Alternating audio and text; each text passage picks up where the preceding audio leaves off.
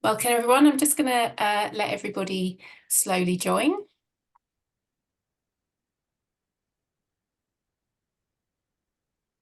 Whilst you're just joining us, just take a look through the welcome slide that we've got.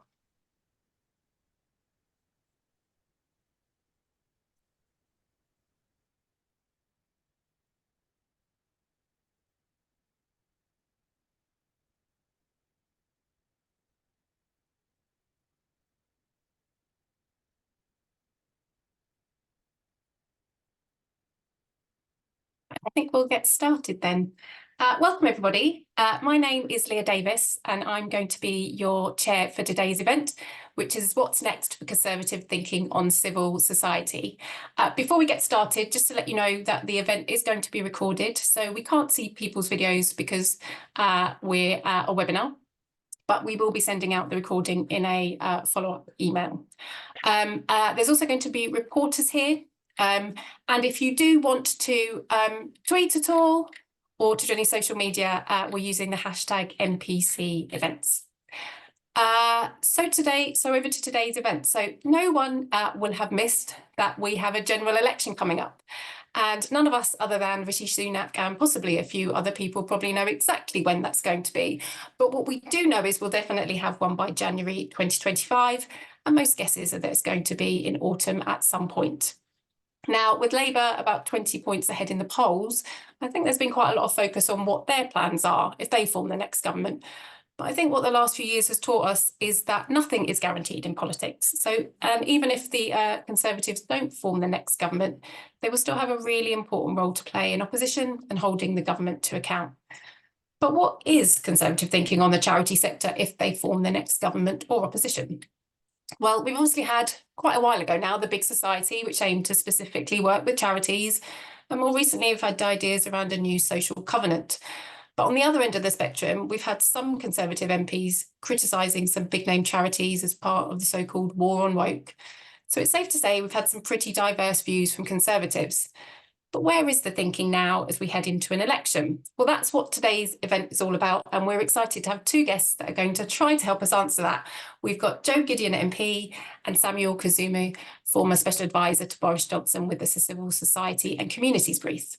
So we're going to start with Jo, and then Samuel giving us some reflections on where they think Conservative thinking on civil society is and where it might be headed. And then we're going to hand over to all of you to ask questions to them. So you're going to be able to ask questions anytime using the Q&A button at the bottom of the screen, and we'll then compile them and ask them to Jo and Samuel. So let's get started. First up, we have Jo Gideon MP. Jo has been the Member of Parliament for Stoke-on-Trent Central since 2019. She's an active backbencher, including being Vice Chair of the APPG on charities and volunteering. And before entering Parliament, Jo was a social entrepreneur, small business owner, and was also a district councillor for 13 years. Jo is launching a podcast called Nothing But a Number at the end of May, looking at age and ageing with a wide range of guests from politics, public life and beyond, which looks really exciting. So Jo, over to you to give your reflections for 10 minutes. Thank you so much. It's been a pleasure to be able to discuss the crucial role of civil society and charities in our communities from a Conservative perspective. As someone who's had a background in social entrepreneurship since before becoming an MP, I care deeply about this topic. One of my highlights as an MP is convening a regular charity roundtable where I bring together organisations, both large and small, who are delivering in my local area to share issues and opportunities. Over 60 groups have signed up already, and they benefit from articulating their challenges and also by offering mutual support. I want to start by acknowledging that MPs of all political parties care about their communities. We're all elected to represent their needs. But sadly, within the Westminster bubble and fueled by the media, we've become obsessed with labelling MPs as part of a particular tribe or faction. And this has become shorthand for who we are. For many, the main engagement with civil society is back in the constituency, and by listening to our constituents and helping them, regardless of their political views and ours. Invariably, within the problem-solving role, MPs understand that civil society has a massive role to play. We are aware of and invested in the significant power of the voluntary sector in supporting people in the local community who often provide local delivery of public services. So when it comes to looking at our relationship with civil society or with the third sector, if there is a disconnect or a general feeling of mistrust of conservative politicians, I think this comes because of a perception of one particular wing of the party that is seen as uncaring. I believe that some of the language used in debates on immigration or homelessness have reinforced that perception. As part of the majority group of One Nation conservatives, this really saddens me. I believe it's fair to say that the vast majority of charities are socially left-leaning and therefore don't trust that all MPs will be sympathetic to their concerns. But this assumption doesn't extend to attitudes within constituencies. The idea that MPs will only work with charities that align with their views or specific interests, I think, is unhelpful. In fact, more than that, an assumption of political bias can create unnecessary barriers in collaboration and problem solving. So in order to understand how charities can work better with Conservative MPs and vice versa, we need to develop a more nuanced relationship or understanding of the relationship. The work done by MPs and civil society organisations within constituencies showcases a different and more collaborative side that transcends political labels. By understanding each other's roles and responsibilities better, we can work towards a more inclusive and prosperous society for all. When advocating the changes in the way they work with government, civil society organisations, I think, need to consider the issue of funding.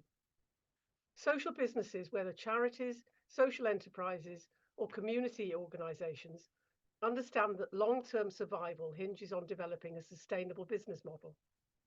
But all governments, regardless of their political colour, face financial constraints and undergo changes over time, which can limit long-term planning and funding commitments.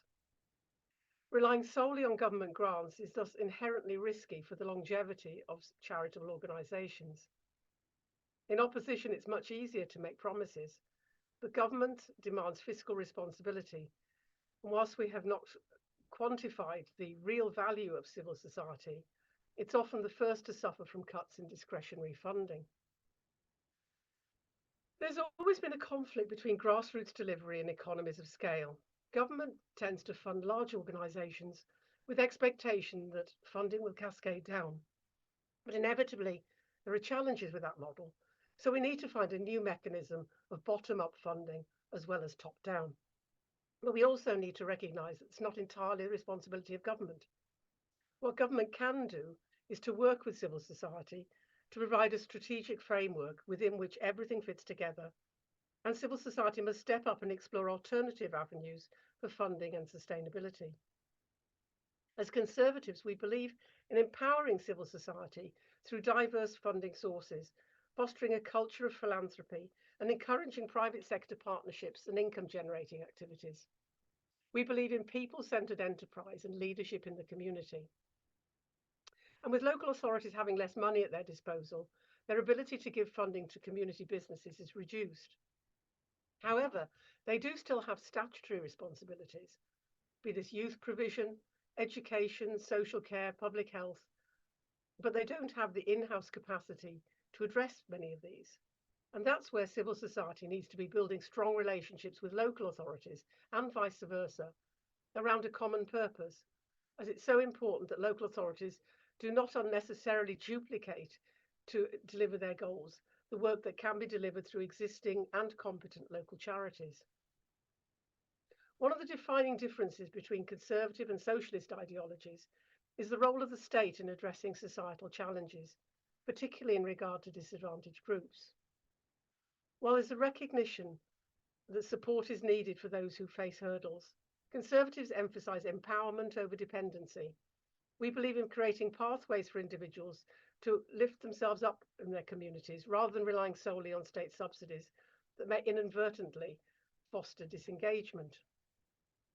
Empowerment means more than just financial assistance. It's about creating an environment where individuals can take an active role, participating in their communities. This is where the true strength of civil society shines. Encouraging people to remain active in their communities isn't just a philosophical stance, it's a practical approach to building resilience and cohesion and an antidote to loneliness and poor mental health. The challenges facing us in the external world are enormous, and of course government should support and encourage growth in the charity sector. But the purpose of charities is to campaign on issues they know about for people that matter. So I'm glad organisations such as the NCVO succeed in protecting the right of voluntary organisations to campaign, though not at the expense of neglecting their core mission, which is to deliver for their beneficiaries. But for this to be most effective and to keep the focus on the local community, this should be done in a non-partisan way.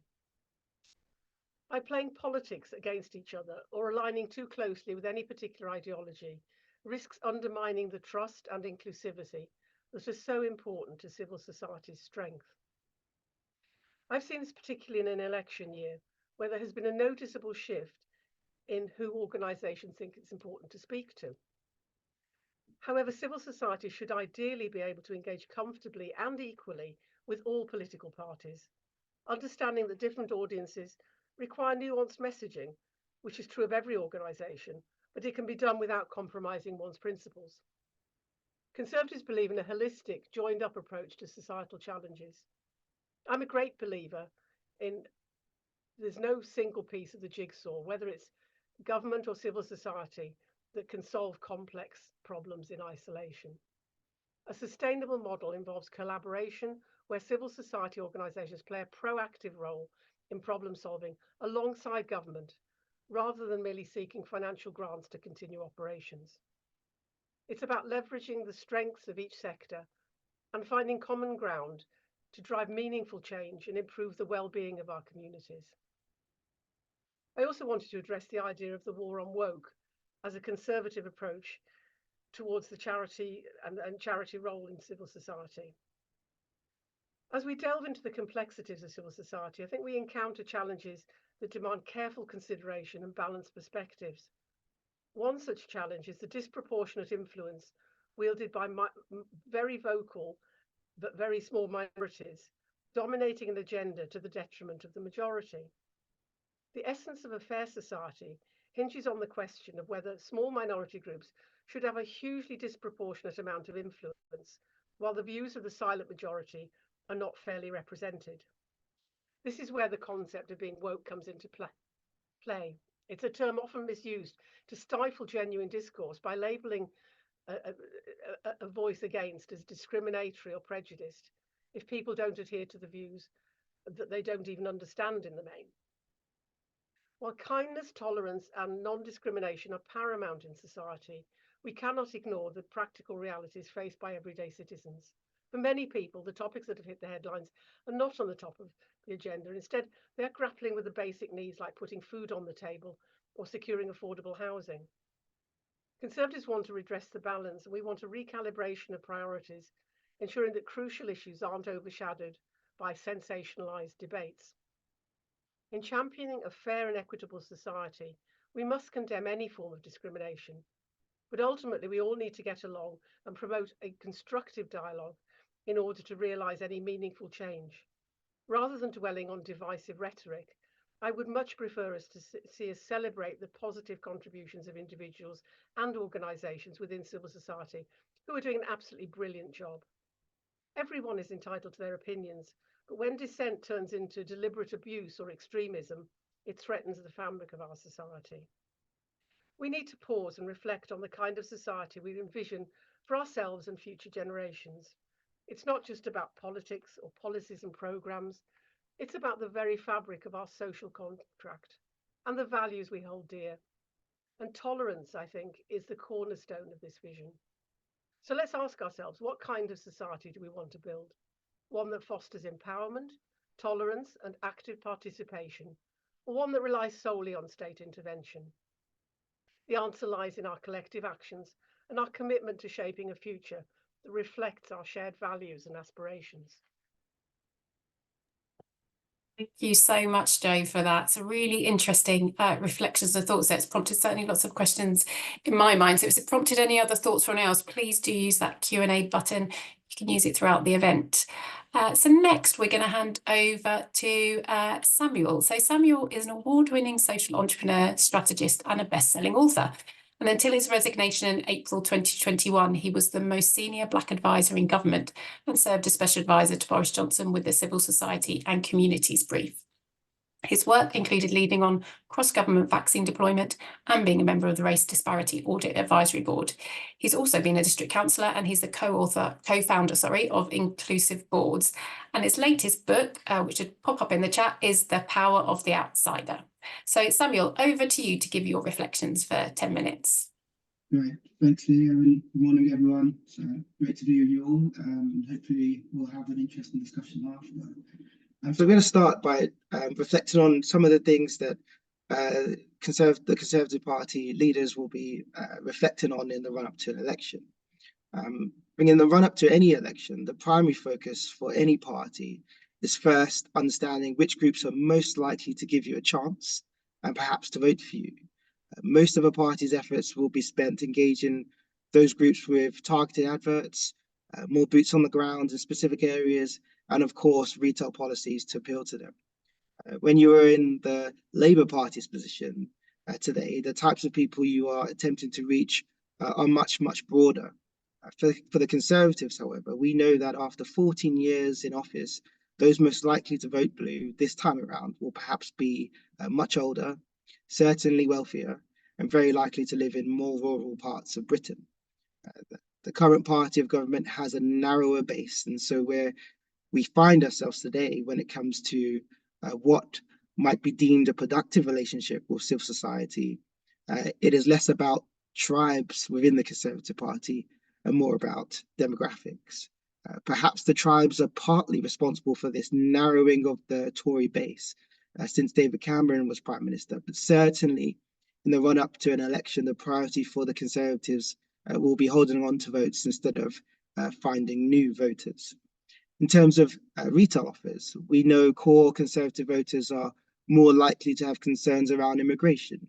They'll be worried about homes being built in a way that changes their area, and they will likely take issue with some of the cultural questions of our time. This poses some serious challenges for not only civil society organisations, but also most of the country who are not elderly homeowners living in rural Britain. So in the run-up to the election, there is a narrow base of priorities that will likely be able to really make an impact on Conservative priorities. If you're a civil society organisation who cares about the natural environment and can find a solution to stopping the boats or focusing on sustainable housing, then you may be in luck. If your priorities are very different to those, then your ability to make some headroom, certainly in the short term, is unlikely. And that is unfortunately the reality that we find ourselves in. Now, after the election, it's a different story because there will be a period of renewal for the Conservatives. With over 70 members of Parliament who were elected as Conservatives already confirming they will leave in the next general election, whatever the results, there will be a changing of the guard. There will be a renewal of the Tory movement.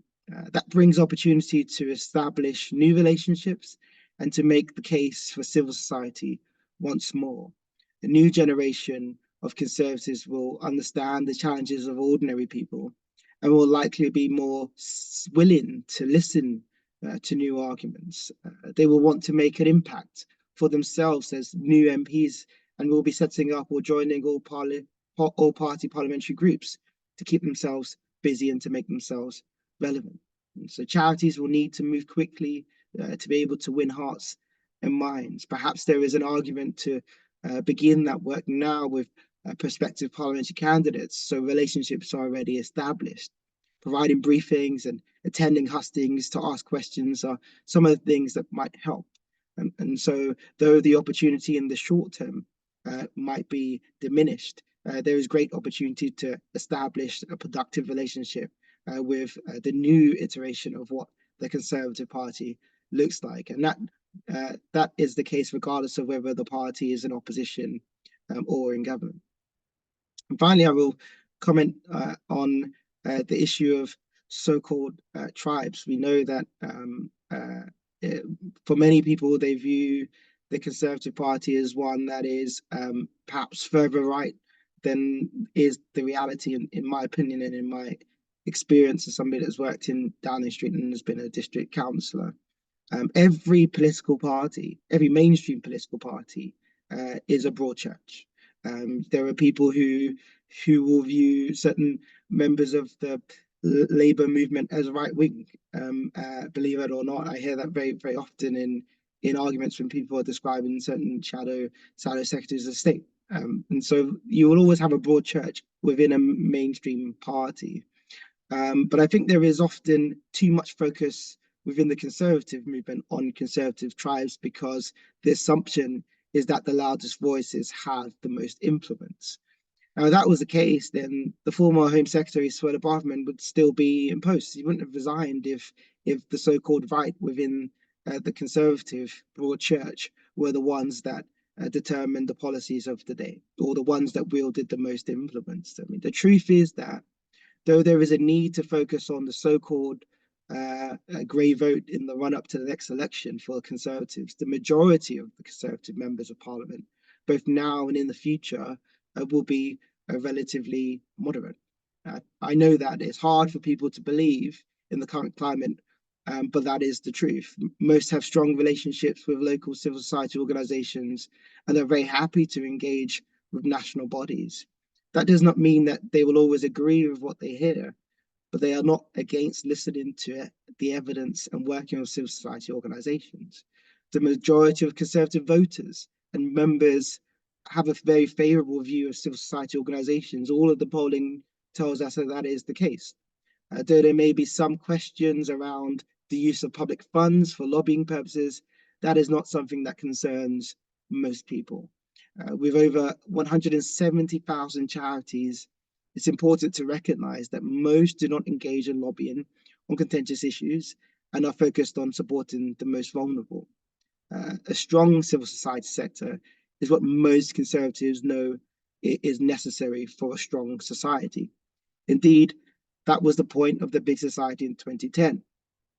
That was the reason why I spent most of my time in Downing Street trying to re-establish a strong relationship between civil society organisations and the government. That is what we could all see during the pandemic, when we relied on civil society organisations to be the first responders in many respects. And that is what I personally relied on when I played a role in the vaccine rollout, working alongside Nadeem Sahari. So please do not be despondent and distracted by the loudest voices. The civil society sector is appreciated by Conservative members of Parliament and party members as a whole. And in the future, there will be a lot of opportunity for that relationship to develop further, as there is a renewal of the party, a changing of the guard, a need to reimagine what it means to be a Conservative party that is for a broader base of voters, for the whole nation. And that is going to be an opportunity to really have some fresh ideas, some fresh challenge. And I think that is something that is exciting, despite the moment that we find ourselves in politically. So I'll end there, and I look forward to hopefully an interesting conversation. Right, thanks so much, Samuel. That was really interesting, and actually agreeing with a few of the points from Jo there. I think I'm hearing quite strongly that you hopefully you're quite optimistic that there's an opportunity for charities to keep engaging. They shouldn't be losing all hope that some of the more louder voices that are perhaps, like, we've talked a bit about war on woke. You were saying, well, actually, maybe those are maybe the louder voices, but certainly not the majority within the party. So my question, I might kick off. We're getting some coming in. I'm just going to kick off one, which was about, if the Conservatives do lose the next election, they go into kind of, perhaps we have a change of leader, there's some kind of, battles when it becomes quite inward looking. What you were kind of saying then was, well, actually, there's still, a majority of the Conservative MPs, possibly new ones coming in, will actually be quite receptive to the charity sector. So what can the charity sector do to work with them during that period, and maybe to kind of, make sure that those people in that group kind of understand the kind of important role of charities? Either of you want to kick off on that one? Well, shall I take that? I wanted to pick up on something that Samuel said about the sort of renewal of a lot of MPs standing down, and therefore you were going to get new people with new thinking. I think you actually have to reflect the fact that we had 107 new MPs at the last election, and new isn't necessarily to do with age, but length of service, I guess. and we've had a lot of one-termers who are going to disappear, who were from different backgrounds, and I have a slight fear that the those who are elected, looking at who's been selected, will have a less diverse background, in the sense that there are a lot of people who are coming through who are what I'd call professional politicians, and so I think that's something that maybe the charitable sector needs to be aware of. It's not necessarily a bad thing, but there will be a different cohort, and not necessarily just new and fresh and supportive. Also, I absolutely agree with the comment that the vast majority of people in this country are moderate, enjoy supporting the civil society, and so I think maybe the articulation of what civil society needs to go on doing what it does so well is the thing that's missing. So it's not that people don't value it, it's just they value it but don't realize that in order to keep going, it actually needs more support and not just volunteers, and so it's kind of, well, what's the threat, what is the ask, and I think that's an important thing as a starting point for the next parliament. Right, so that's helpful. So kind of a very clear ask is what you're saying, is to make it really cut through. Samuel, have you got any thoughts about what charity can do in that kind of immediate aftermath potentially of an election? Yeah, I mean, if as is, it's very likely the Conservatives move into opposition, then there will obviously be some turbulence, which is very natural, and for whichever party heads into opposition after years in government. But then there'll be an opportunity for new ideas, or for ideas that aren't new to be looked at again. And so the big thing I would say is important is, you need to have your evidence ready. You need to be able to make the case in a productive way, and you need to understand, I guess, what the priorities of each member of parliament might be, and that is, as Jo said, not just for the new members of parliament, but also those who are already there. But make no mistake, when you come in my, I'm not an MP, but I worked in House of Commons in 2010, and I've seen new MPs come in. They will always want to find projects to make themselves, I say, busy, but also relevant. It's almost like you have a job with no job description. And so that is a fantastic opportunity for a civil society organization or subsectors of the civil society sector to really try to articulate why their cause is one worth fighting for or worth engaging with. But you have to engage with parliamentarians in a positive way. And it's often very difficult to do that if you believe that they're all a particular way. But as I keep saying, and it's quite unfashionable to say, I think the vast majority of members of parliament engage with civil society organisations probably on a weekly basis. They appreciate the role that civil society plays, and they want to have a really productive relationship with the civil society. And so you have to engage with the subject, knowing that actually the person on the other side is not an enemy. They genuinely do want to have a productive relationship, and there will be a phenomenal amount of opportunity that will come because of this renewal that will be inevitable. Thank you. So we've got some questions coming in, which follow on actually from that in some ways. So somebody has asked us, what role do Conservatives see for civil society bring their expertise from the frontline international decision making? So do you think a new Conservative government or opposition would improve its national engagement with civil society? Anyone want to take that one first? Well, I guess I can go first on this one. So, yeah, so when I was in Downing Street, I was responsible for the government's relationship with civil society, and what I found was that there was a relationship, but perhaps when maybe there was a disagreement in perspectives, there was an assumption that that relationship was no longer valued. And actually, when I say disagreement, perhaps maybe when civil society organizations felt like the things that they felt were required were not necessarily being delivered. And so, for example, if there was a need for a particular amount of funding, and the money wasn't forthcoming, there was an assumption that, you know, as a result, their relationship wasn't valued. But actually, in a healthy relationship, you have to have two-way communication, and you have to appreciate that you're not always going to get your way, right? And so I think there's a need to understand that just because the answer is not always yes, it doesn't mean that the relationship is not valued or productive. I think that's a really important point. The second thing is actually when people talk about the relationship between government and civil society, very often it sounds like it's singular, but it's so multifaceted.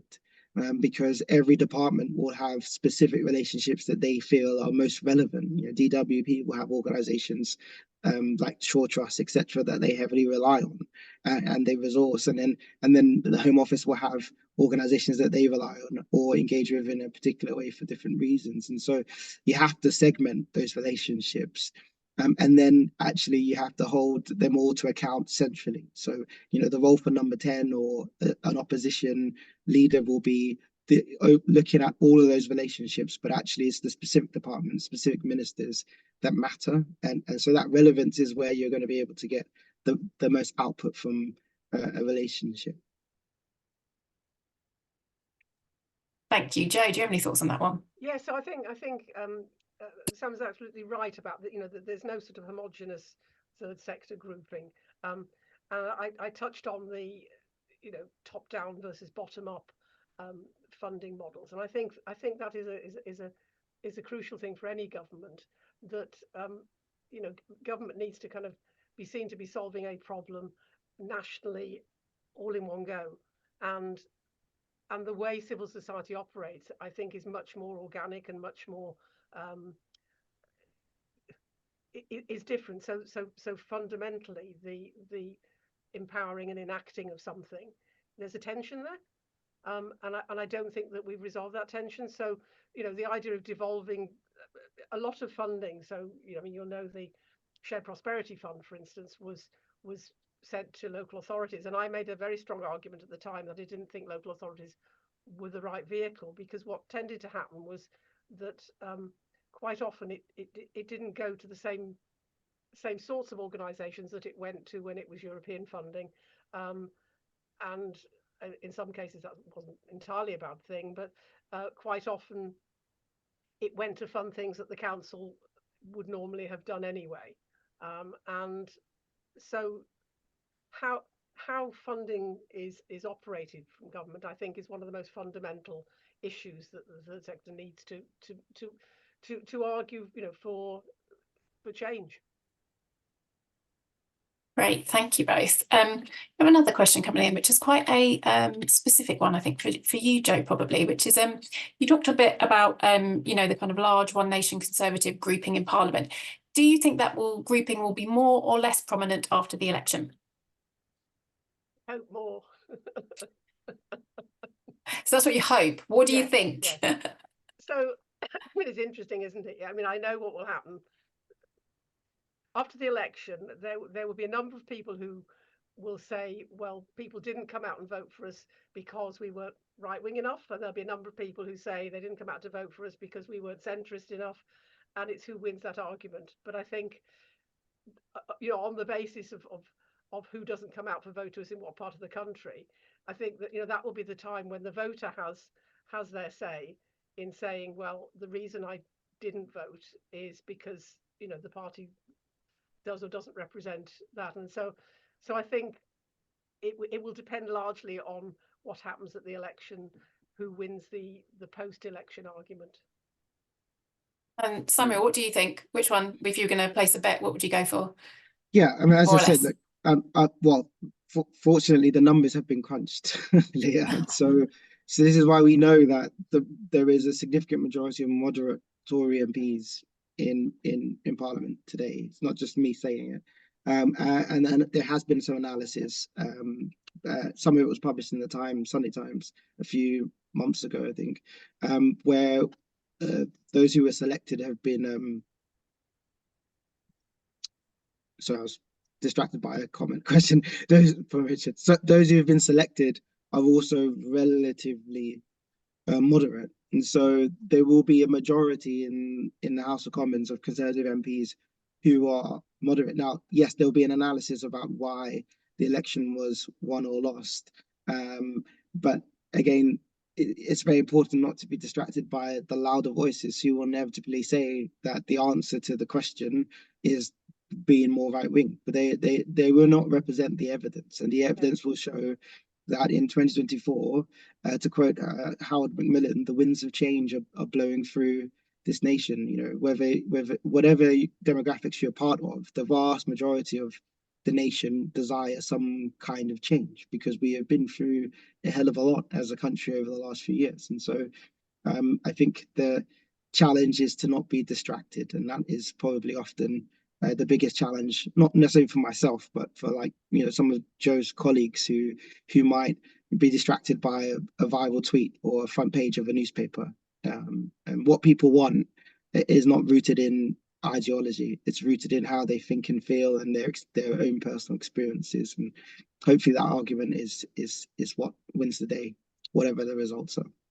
Can I say there's another slight challenge for the Conservatives, which is that the way we select our leader is through the membership. And whilst the majority of current MPs are moderate, you know, one would say that the membership of the Conservative Party doesn't reflect the Conservative vote in the UK. And that presents, I think, a problem for the selection of a future leader. Great, thank you.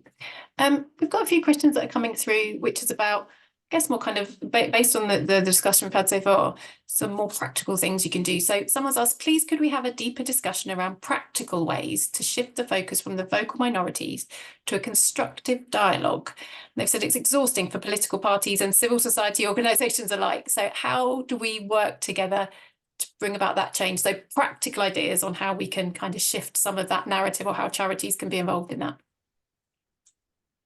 Well, you know, they always say good news stories don't sell newspapers, and you know, now that translates into social media and everything.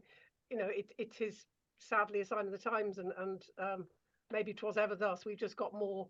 We're inundated with messages through so many different media channels. You know, it would be nice if we did more to welcome good news stories and, you know, highlight the positive and say we're not interested in bad stories, and to disengage. I mean, I find it very sad that politicians, when they go on, you know, all these kind of political roundup shows and interview shows, there's always that gotcha moment. You know, and a lot of people say to me, we just want to hear really kind of what you think about things, rather than trying to be sort of tripped up and embarrassed by news interviewers. And yet nothing has changed. So I'm not sure. But it does need to, I think. Samuel, your views on kind of practical, ways of kind of shifting away from that vocal group that are perhaps the kind of war on rogues to the more one nation Conservatives. Yeah, I suppose I would start disagreeing with Jo on good news. I think very often, if you get an email from a civil society organisation as an MP or a special advisor, it's because something is going wrong, or something is not quite right, or there's a need to make the case for shifting the dial. But actually, if there were a few more emails saying, well, this is what the funding that we have got has done, or come and look and experience some of the output of when a relationship has worked, and then you can say we can do so much more. Right? I think if you start with some positivity, maybe that will have more traction. I mean, you know, I think lots of parliamentarians like attending openings of stuff, you know. So, you know, if you're about to open a new building or whatever, you know, engage with good news first. Second thing I would say is, you know, always be led by the evidence. And so, you know, MPs don't always have a lot of time, special advisors, etc., to try to find things out for themselves. And so, you know, make sure you can evidence the position that you've taken, and you know, data is always very useful. I know that's quite triggering for some people when they hear that, because, you know, where am I going to get the data from? You know, this is human experiences that I am seeing or observing every day through my work in a civil society organisation. But of course, folks in Westminster are often very far removed from what you are seeing on the ground, and so they cannot rely on one person's experience, not or one as sad as it may be, and actually it's the data that will win the day. And then I guess the third thing I would say is like relationship matters.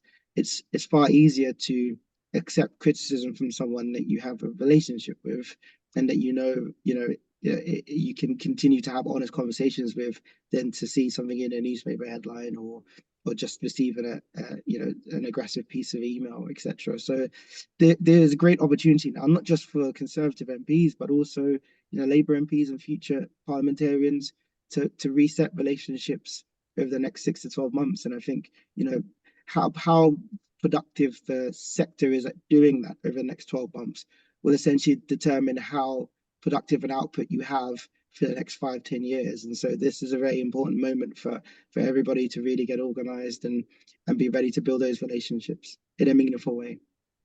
Great, I thank you. think that politics has slightly been hijacked by a cult of personality, to the detriment of good causes, but also the cult of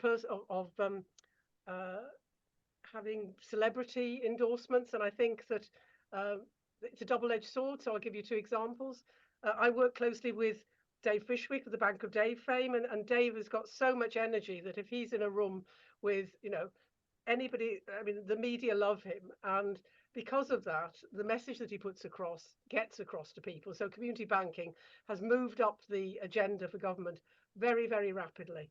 On the other hand, you had Marcus Rashford and the campaign for free school meals, and because the whole discussing school children and food security generally became weaponized, it was very difficult for me to find Conservative colleagues who wanted to engage with it, because it became too toxic.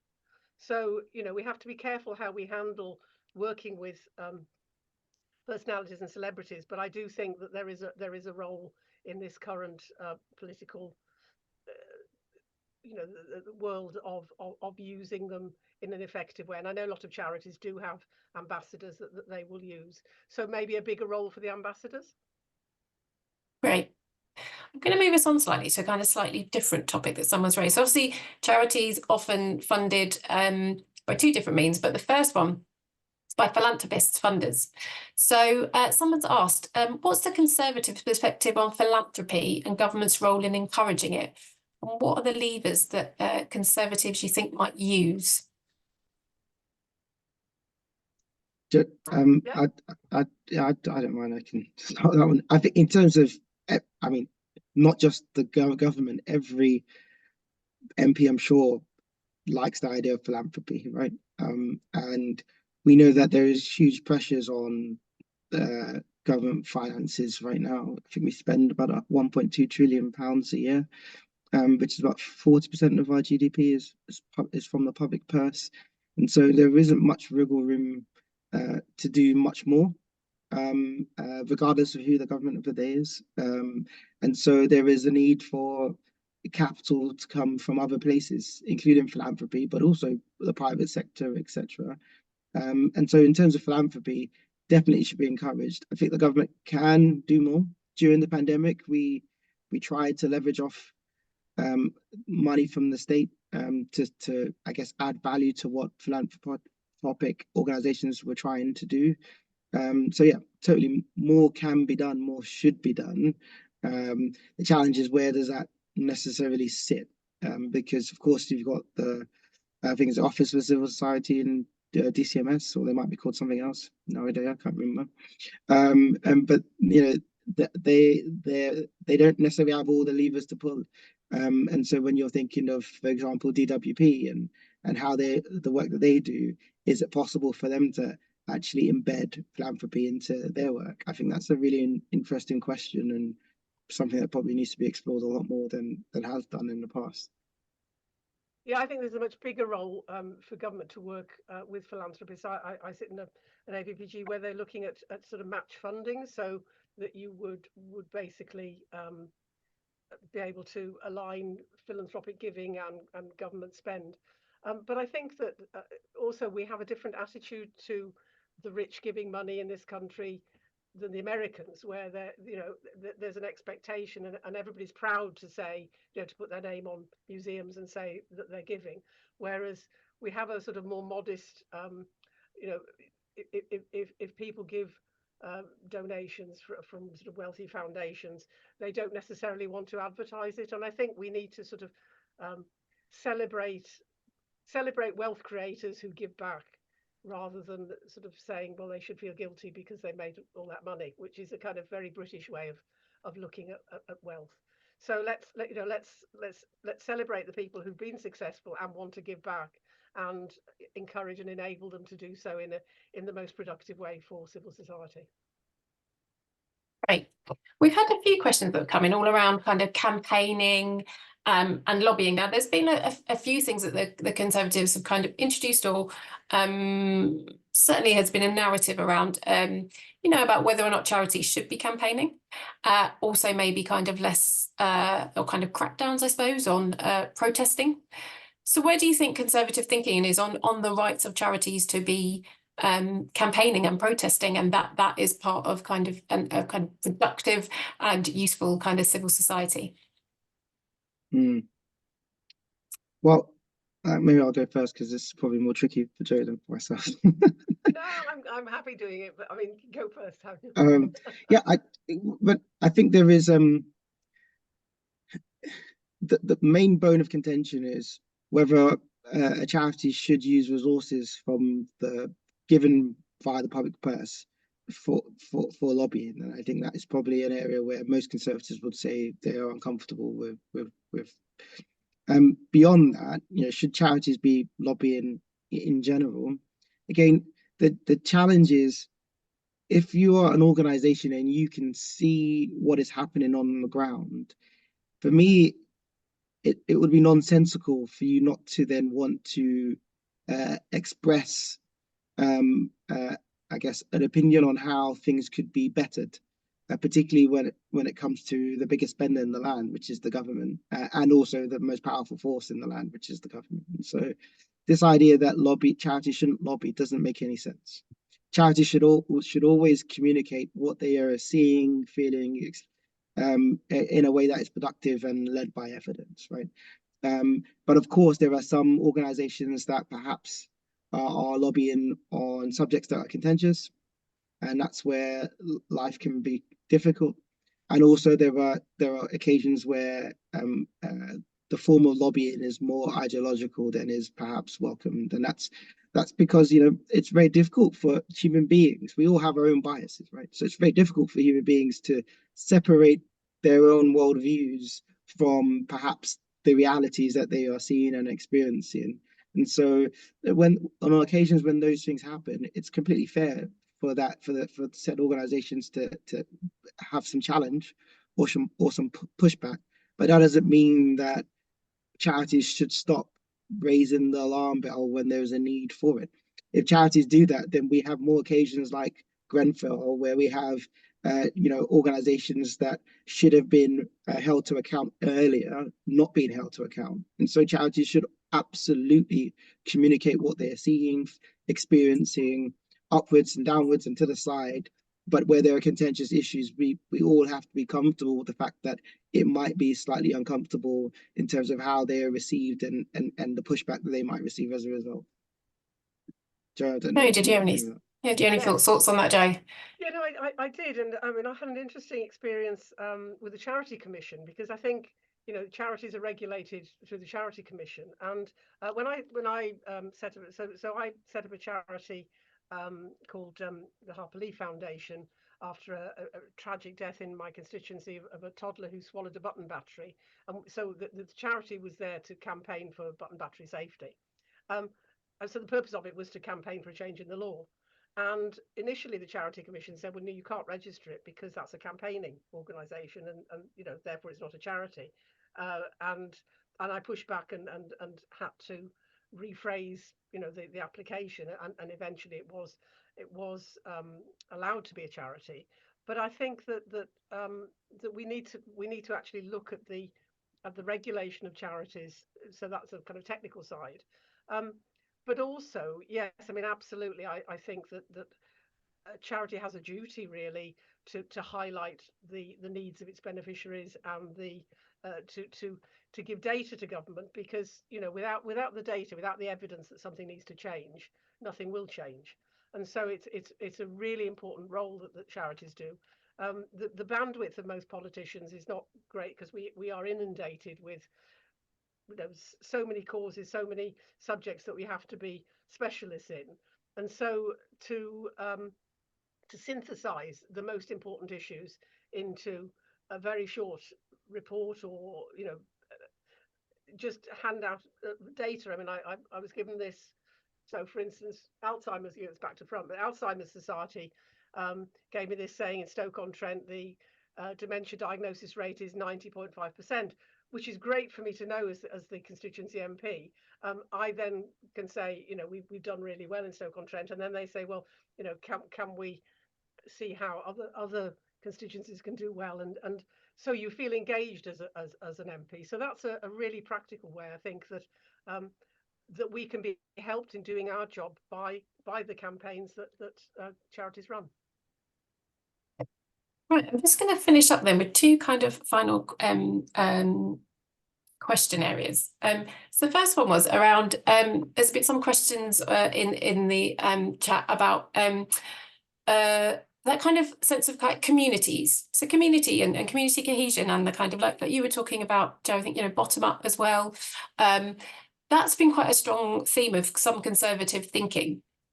And there's organisations like Onward, think tanks that have been quite influential and could potentially continue to be quite influential in conservative thinking, who have really kind of championed that. Do you think that is going to continue to be a route for charities to keep influencing conservative thinking, and if so, how? Well, I mean, yes, hopefully. I mean, I've worked very constructively with Onward, and there've been a number of think tanks around the empowering communities agenda. I think the problem is the how. It's the mechanics, because whilst most people, if you ask them if there should be more power to grassroots organisations, will say yes. Then you say, well, what does that look like? So I'm a big supporter of the big local, for instance, of actually giving a community area a sum of money over a 10-year period that they can then work out for themselves what they need. But if you did that in every area that needs regeneration throughout the country, that would be a very large sum of money. Yeah, we have to find a new model in order to be able to deliver on that. Samuel, any thoughts on that? Yeah, totally. When I went into Daniship, one of the things I was tasked with trying to do is reimagine big society. What does big society 2.0 look like, and how can we carry more people along? I mean, the answer to many of our big challenges will be localism, and I think that I suppose whatever the results for the next election, there would be a need to reimagine what that could look like. I think too much bandwidth has been focused on the big challenges without looking at what the local solutions could be. So I think the future is certainly localism. I'd love to see the Prime Minister give a speech about localism, and more than I would enjoy any speeches on AI or security or whatever he's been speaking about lately. All right. So I'm going to ask you the final question, which is going to give you both just 30 seconds to sum up and say, so what do you think, if you've got your 30 seconds, what do you think is next for conservative thinking on civil society? Who wants to go first? Samuel.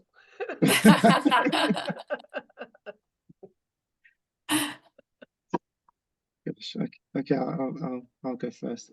I think the future for thinking on civil society will be an iteration of the big society.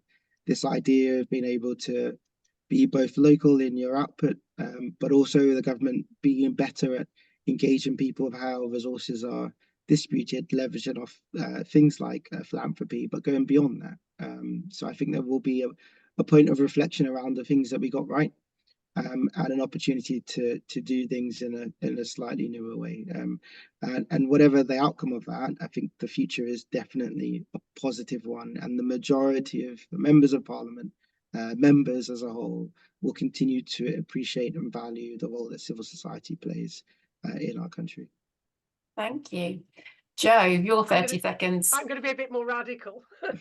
I'm going to say that a new structure could be developed along the lines of LEPs, which have now sort of disbanded, but for civil society, so that the distribution of money and the understanding of what's needed doesn't sit with the local authority, isn't a form of government. It sits with those people who actually are at the grassroots level and delivering for local people, aside from the sort of statutory duties of emptying the bins. So something completely new I'd like to see.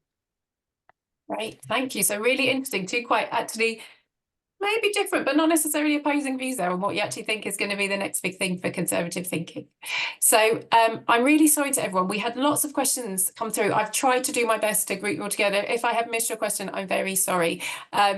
But I just wanted to say thank you very much to Jo and Samuel for joining us today. I've certainly taken away some views in terms of making sure, you're certainly a kind of optimistic view that, whatever happens next with the Conservative Party, there are people there who are potential champions willing to work with charities, but we need to make sure that we have the evidence and got kind of a good news story. What are we doing well? What works? And then also, I think some good ideas both there about what are the kind of ideas we could be proposing as well to the kind of Conservatives, whether that's in government or in opposition. I hope that all gives you a much better understanding of some of the Conservative thinking and what you might be able to do to keep influencing it. If you liked today's events, there will be much more like this and on other burning issues for charities and funders at our annual conference, which is MPC Ignites on the 15th of October, and that's in person and online. So tickets are now on sale, so get them soon, and we'll probably share a link, I'm sure, in the chat, so you can find out more about that. And finally, we've got a short feedback survey, which will open in tab when you leave this event. So please give us your thoughts on today's event, because we're always looking to improve. So thank you once again, everyone, for joining us and to our speakers today. And I hope you have a fantastic rest of the day. Thank you.